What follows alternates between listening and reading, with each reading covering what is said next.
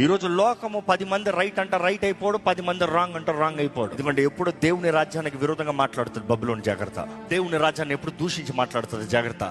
Babylon makes fun of Jesus Christ.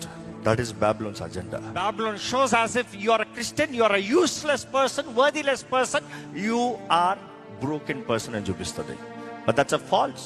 I'm asking you very straightly, can you stand bold? You are scared. Who thinks what? Who will be with me? God is saying it is not them kicking you out. You set apart.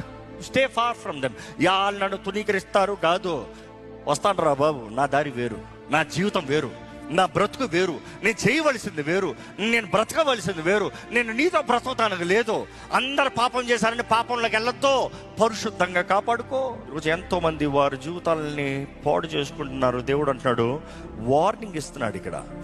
Come out of Babylon system, live Holi. మనం ఈ లోకంలో ఉన్నంత వరకు ఏర్పరచబడిన వంశము, రాజులైన యాజక సమూహము, ఆయన గుణాతిశయాల్ని కనబరిచేవారిని, ప్రకటించేవారిని నీ జీవితంలో రుజువుపరిచేవాడివి.